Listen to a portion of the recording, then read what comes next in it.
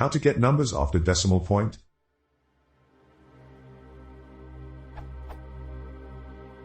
How do I get the numbers after a decimal point? For example, if I have 5.55, how do I get .55?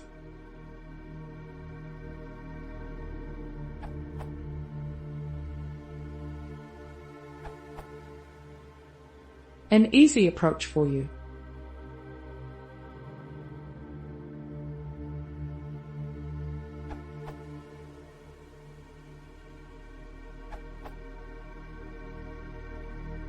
Keep in mind this won't help you with floating point rounding problems, i.e., you may get or otherwise a little off the 0.55 you are expecting.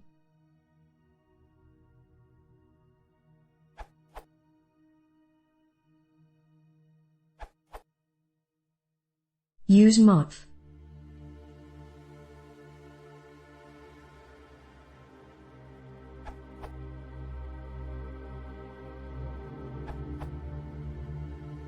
What about? Or, using NumPy.